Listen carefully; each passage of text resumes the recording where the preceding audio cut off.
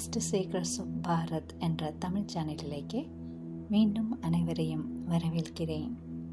இமய குருவின் இதய சீடன், ஒரு யோகியின் சுயச்சரிதை, ஸ்ரீயம், எபிசோடு 23. மூத்த திபெத்திய லாமா. ஒரு நாள் தியானத்தையும் காலை உணவையும் முடித்த பின்னர் பாபாஜி ஒரு ஆச்சரியம் அளித்தார். இன்றைக்கு உனக்கு திட்டமிட்டப்பட்ட பணி ஏதும் இல்லை. உன் விருப்பம் போல எங்கு வேண்டுமென்றாலும் சுற்றி வரலாம். அந்த குன்றுக்கு சென்று குகைகளை ஆராய்ச்சி செய்யலாம். பொழுது சாய்வதற்குள் திரும்பி வந்துவிட வேண்டும், சரிதானா என்று வினவினார். அறியாத நிலப்பகுதிகளில் நீண்ட தூரம் பயணம் செய்து ஆராய்ந்து அறிவதை விட அதிகமாக வேறு எதையும் விரும்பியதில்லை. எனவே கமண்டலத்தையும் கைத்தடியையும் எடுத்துக்கொண்டு கிளம்பினேன். முன்பே பார்த்திருந்த குறுகிய செங்குத்தான பாதையில் ஏறி சென்றேன். சற்று நேரம் கழித்து மேலே ஏறுவது கடினமாக இருந்தது. குளிராகவும் இருந்தது. அத்துடன் தூரத் தொடங்கி பிறகு உறைபனி மெதுவாக பெய்ய ஆரம்பித்து விட்டது. பாதையின் 2 பக்கங்களிலும் சில இயற்கையான குகைகள் இருந்தன. சில சமயங்களில் இமாலய கரடி அந்த குகைகளில் தங்கியிருக்கலாம் என்று பாபாஜி எச்சரித்திருந்தார். எனவே ஒருவித முணுமுணுப்பு சத்தம் ஒரு குகையில் இருந்து வருவதை கேட்டதும் பயத்தால் உறைந்து போனேன். வாசனை திரவியங்களின் நறுமணம் குகையின் உள்ளே இருந்து வந்ததை உணர்ந்து முகர்ந்தேன். எச்சரிக்கையுடனும் கிளர்ச்சியுடனும் நடுங்கியவாறே குகையின் வாயிலினுள் ஊர்ந்து உள்ளே சென்றேன். குகையின் முடிவில் ஒரு குண்டத்தினுள் எரியும் நெருப்பில் இருந்து சிறிய வெளிச்சம் வெளிப்பட்டது. என் கண்கள் அந்த இருளுக்கு சற்றே பழக்கமானது. ஆடைகள் எதுவும் அணியாத ஒருவர் அக்னியை நோக்கி அமர்ந்து சாம்பிராணி போன்ற வாசனை திரவியங்களை அக்னிக்குள் அர்ப்பணித்து கொண்டிருந்தார். ஏதோ சில மந்திரங்களை ஒரே ஸ்ருதியில் உச்சரித்து கொண்டிருந்தார். என்னை பார்த்துவிட்டார் என்பதை உணர்ந்து கொண்டு அவரே என்னை அழைக்கட்டும் என்று தூரத்திலேயே அமைதியாக அமர்ந்து கொண்டேன். சிறிது நேரம் கழித்த பிறகு அவர் என்னை தன் அருகே வருமாறு சைகை செய்தார். அருகில் சென்று அமர்ந்தேன். இப்பொழுது அவரது முகத்தை தெளிவாக பார்க்க முடிந்தது.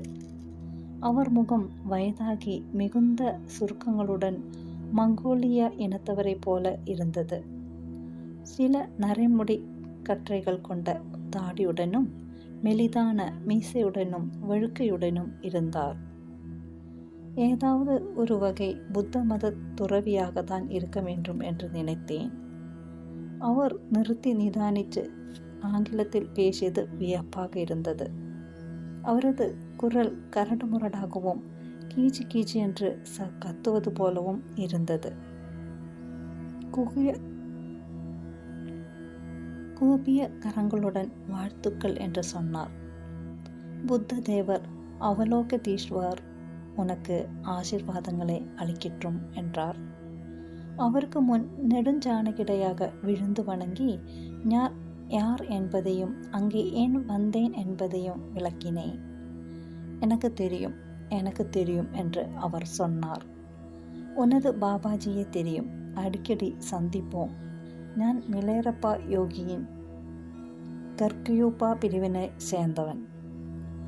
எல்லா இடங்களுக்கும் சுற்றுப்பயணம் செய்து கொண்டிருப்பவன். மிலேரப்பா என்றால் பருத்தி ஆடையை அணிபவர் என்ற அர்த்தம்.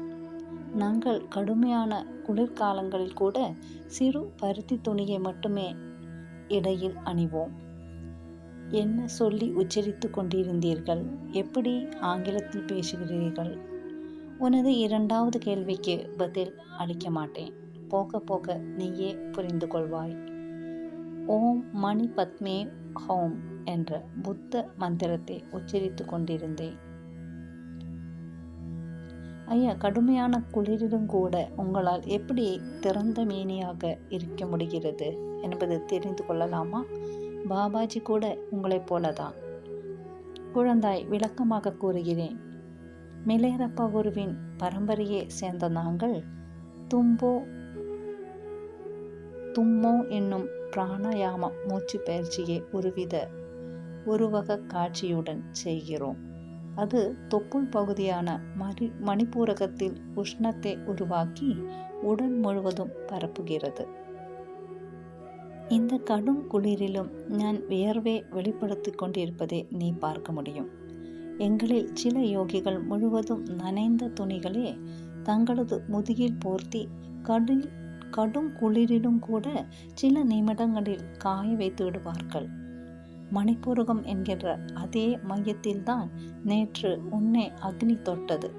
எப்போதாவது உனக்கு தேவைப்பட்டால் பாபாஜியே தும்மோ பயிற்சியை கற்றுத்தருவார். என்னை அக்னி தொப்புள் பகுதியில் தொட்டது உங்களுக்கு எப்படி தெரிந்தது? அது நடந்த முதல் பாபாஜியும் என்னை விட்டு அகலவில்லை. நான் இரவில் தூங்கிக் கொண்டிருக்கும் பொழுது அவர் வெளியே வந்து உங்களிடம் இதை பற்றி விவாதித்து இருக்கலாம். ஆனால் அப்படி நடந்து இருக்காது என்று நான் வினவினேன். குழந்தாய், நாங்கள் தகவல் தொடர்பு பரிமாறிக்கொள்ளும் ஒரு முறையை பின்பற்றி வருகிறோம்.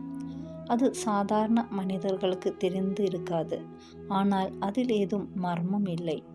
மனது கலக்கமற்ற அமைதியை அடைந்து ஒருமுகமாய் குவிந்த கூர்மையான கவனத்தினை அடைந்துவிட்டால் எண்ணங்களை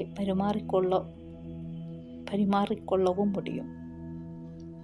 இப்போது நான் இப்படி சொல்லிவிட்டதனால் உடனே பத்திரிகைகளில் வரும் டெலிபதியை கற்றுத்தருகிறேன், தலையையும் கழுத்தையும் மறைத்து மாயம் செய்ய கற்றுத்தருகிறேன் என்றெல்லாம் செய்யப்படும் விளம்பரங்களே நம்பிவிடாதே.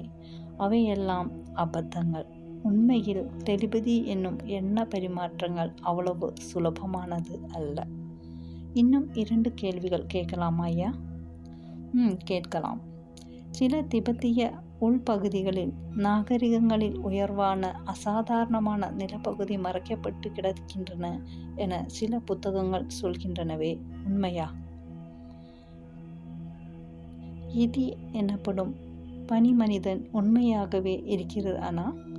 நீங்கள் அவனை பார்த்து இருக்கிறீர்களா? திபெத்திய யோகி, உன் முதல் கேள்விக்கு பதில் ஆம்.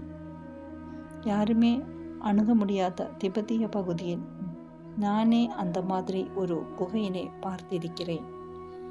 மனித வர்க்கத்தை போலவே நமக்கு இருப்பதை விட பெரிய மண்டையோடுகள், சிறிய உடல்வாக்கு, சாம்பல் கலந்த கருமை நிறம் கொண்ட உடல்களை பார்த்திருக்கிறேன். அவ நன்றாக பதப்படுத்தி வைக்கப்பட்டிருந்தன. அவர்கள் எல்லாம் இந்த உலகத்தின் பண்டைய நாகரிகத்தை சேர்ந்தவர்கள்தான், வேறு கிரக மனிதர்கள் அல்ல. அவர்களின் 2 நாகரிக இனங்களில் அபரிதமான அறிவு வளர்ச்சியினால் அன்பு மற்றும் இரக்க உணர்ச்சிகளை அறவே மறந்ததனால் ஏற்பட்ட போரில் அந்த இனங்களே அழிந்து போயின என்று எங்கள் உபாத்தியாயர்கள் கூறியிருக்கிறார்கள். இப்போதைய நாகரிகம் வளர்ந்து வரும் வித்தையை பார்க்கும் பொழுது என்ன விதமான முடிவு காத்திருக்கிறது என்பதை நாம் யோசிக்க வேண்டும். எட்டியை பற்றி சொல்ல வேண்டுமென்றால் அது உயிர் வாழ்ந்து கொண்டு தான் இருக்கிறது. ஆனால் பலர் அதை பார்த்ததாக சொல்வதெல்லாம் பொய்யாக இருக்கலாம். பத்ரிநாத்திலிருந்து கைலாஷிற்கு மனா கணவாய் வழி பாதை வெகு பழமையான பாதையாக இருக்கிறது. இப்பொழுது அதனை யாரும் உபயோகிப்பதில்லை. அங்கே திபெத்திய பகுதியில் தோலிங் மட் என்ற புத்த மடாலயம் இருக்கிறது. மடத்திலிருந்து சிறிது தூரத்தில் இருக்கும் குகைகளில் சில லாமாக்களுக்கு சமீபத்தில் கூட எட்டி தென்பட்டிருக்கிறது. நான் கூட எட்டியை ஒன்றினை பார்த்திருக்கிறேன். தோலிங்மட் அல்லது கைலாஷிற்கு பாபாஜி உன்னை கூட்டிக் கொண்டு போவாரா என்று கேள். அதே பாதை அவருக்கு மிக நன்றாக தெரியும். அவர் பல முறைகள் அங்கே இருந்து இருக்கிறார். எனவே நீ கூட ஒரு எட்டியை பார்த்தாலும் பார்க்கலாம் என்றார். முயற்சி செய்கிறேன் என்று கூறினேன். ஒரு கடைசி கேள்வி, நீங்கள் லாமாவா? இல்லை, நீ நினைப்பது போல இல்லை. லாமா என்பது ஒரு பொது பெயர். ஒரு புனித மனிதனை குறிப்பிடுவதற்கு உபயோகப்படுத்தப்படுகிறது. அதிகாரம் அளிக்கப்பட்ட லாமாவாகவும் அவர் இருக்கலாம். திருமணம் ஆனவராகவோ அல்லது செய்து கொள்ளாதவராகவோ இருக்கலாம். மற்றும் போன்பா எனப்படும் புத்த மதத்திற்கு முந்தைய திபெத்திய ஷாமான் என்று அழைக்கப்படும் பிரிவினை சேர்ந்தவராகவும் இருக்கலாம். எந்த பிரிவின் அங்கத்தினராகவும் இல்லாமல் எந்தவித குறியீடும் அணியாமல் எங்கும் சுற்றி கொண்டிருக்கும் எங்களை போன்றவர்கள் ஜோகி என்று அழைக்கப்படுவார்கள். மிலேரப்பாவும் ஒரு ஜோகிதான். ஆனால் அவரே பின்பற்றுபவர்களாக இருக்கும் கர்க்யூபா பிரிவினர் சாதாரண உடைகளையே அணியும் கர்மபா என்ற அங்கீகரிக்கப்பட்ட தலைவரின் கீழ் இருக்கிறார்கள். அவர் மிக உயர்நிலை லாமாவாவார். மத சார்பற்றவராகவும் மதத்தின் தலையாய அதிகாரம் கொண்டவராகவும் இருக்கிறவர். அவர் ஆன்மீகத்தில் அதிக ஞானம் கொண்டவராக இருக்க வேண்டிய அவசியமில்லை. ஐயா, தலாய் லாமாவை பற்றி என்ன நினைக்கிறீர்கள்? அந்த முதியவர் சற்று தயங்கினார். பிறகு கண்கள் தூரத்தில் எதையோ பார்க்க, 13வது தலா லாமாதான் பெருமை மிக்கவராகவும் ஆன்மீகத்தில் மிக உயர்நிலையை அடைந்து அங்கீகரிக்கப்பட்டவராகவும் இருந்தார். மங்கோலிய வீரனான செங்கிஸ்கானில் கொள்ளு பேரனான குப்லாய் கான் அவர்களால் அரசியல் சார்ந்த முறையில் முதல் தலாய் லாமா நிறுவப்பட்டார். தலாய் என்றால் கடல் என்ற அர்த்தம்.